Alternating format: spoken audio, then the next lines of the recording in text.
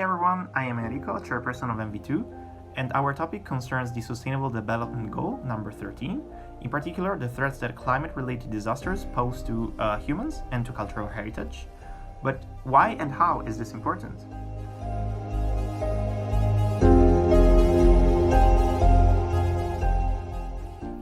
As we all know, climate change has a huge impact not only on the planet, but also on human lives. It poses huge threats to the lives of millions of people from around the world. A great example of this is Hurricane Harvey in 2017, which was directly caused by increased water and air temperatures, and which caused 68 deaths and more than $125 billion of damage. For instance, rising sea levels are a threat for all coastal inhabitants, especially for cities at or below sea level, such as Venice and Amsterdam. 4 European countries have registered more than 5,000 deaths from 1980 due to weather-related events, with most member states ranging around 2,000. There are hundreds of more examples to give, but I think the point is already clear. These problems highlight why climate change needs to be fought. The biggest concern of climate change is how unpredictable and complex it seems to be. Climate change threatens 46 of cultural World Heritage sites, most of them being human-built structures, like archaeological ruins, churches, mosques or temples, showing the scale of the problem and how multidimensional it really is. We should not only be afraid for the future, but for the past as well, because the history of our ancestors may be lost once and forever, if not protected well. When it comes to prevention, UNESCO has outlined 4 primary methods of protecting World Heritage sites. Monitoring and reporting, such as reducing non-climatic stress factors in World Heritage sites.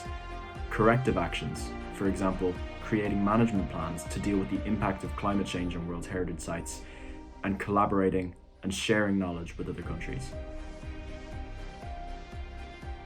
The Sinai framework for disaster risk reduction constitutes the basis of our topic.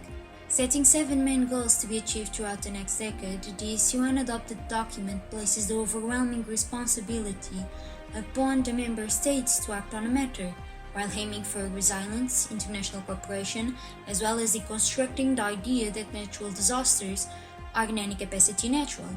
On the EU front, there already are certain mechanisms in place for when crisis strikes. The EU Solidarity Fund provides financial assistance to member states impacted by extreme disasters when the situations are deemed as large scale.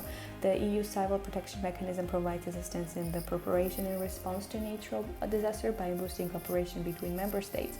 When an MS is unable to cope with the range of disaster, they may report this mechanism and seek assistance, with the European Commission coordinating all necessary processes and covering the majority of relevant costs. However, just this year, the EU made the next step and adopted a long-term EU adaptation strategy with the hope to make the EU more climate resilient by 2050.